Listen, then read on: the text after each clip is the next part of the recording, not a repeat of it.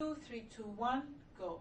Today we're interviewing Douglas Lister as part of the PPP Advisory Oral History series that we are doing on the 30th anniversary of the department, which will be in November of this year. Douglas actually started his career at IFC with the PPP Advisory Department, which at the time was called Corporate Finance Services, CFS, in June 1991.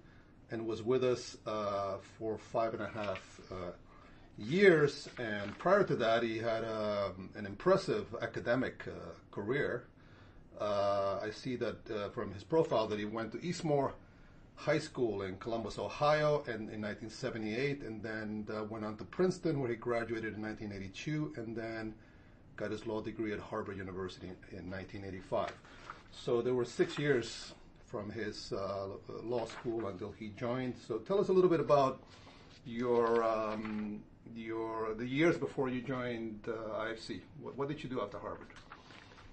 So I went to law school, but wanting to go into business, and I was attracted to investment banking.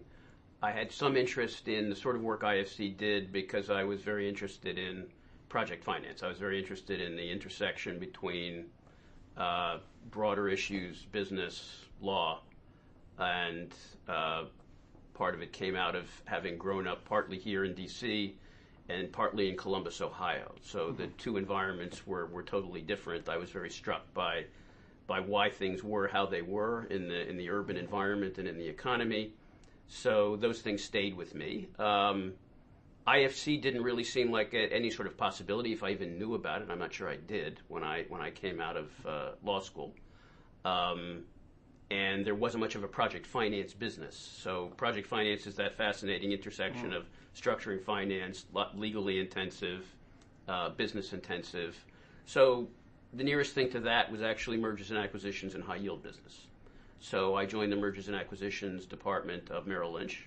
Okay. Where I stayed for about 3 years working on M&A, leverage buyouts, leverage transactions, even at some point some municipal deals such as the nuclear, the problems of the nuclear plants in New England, where we also did high yield deals for them. I moved over to Kidder when that franchise was being rebuilt. Kidder Peabody for those yes. who... Yes. And I carried on in similar things and also did a certain amount of distressed debt workout business there before joining a perfect profile for corporate finance services. You must have been a perfect candidate. Well, the connection was I had a friend from college and grad school who was born in Poland, emigrated, grew up in the United States, went to work on Wall Street when the Berlin Wall fell. He went back to Poland and worked with the privatization ministry, and in that capacity actually worked with IFC and in the CFS department, actually was working with them. And the connection between me and IFC and CFS was actually through him. You want to name this person? Martin Miserak. Martin Miserak. Was he there when you joined, or he left? No, he was working in Poland. He was not an IFC staff. I understand. Okay. So then he was a client. Actually, we were kind of interested on the fact that you went to school in Columbus, Ohio. Obviously, LeBron James wasn't born at that time and was born many years later. I guess he's the most famous guy from Ohio these days. But what do you remember from high school? I mean, anything in particular? This is the 70s.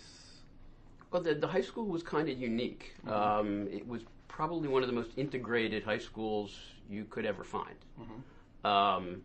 Archie Griffin, who the Heisman Trophy winner, had gone there, and I think while I was still in high school, I think he was playing for OSU. A number of other sports stars had gone there, in spite of the fact that it was actually a pretty small high school.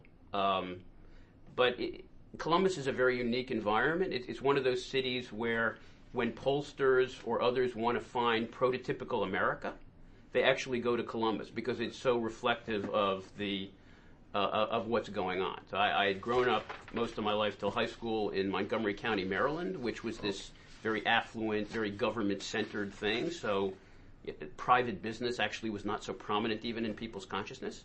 In Columbus, Ohio, was quite the reverse. So schools were not very well funded. There were issues.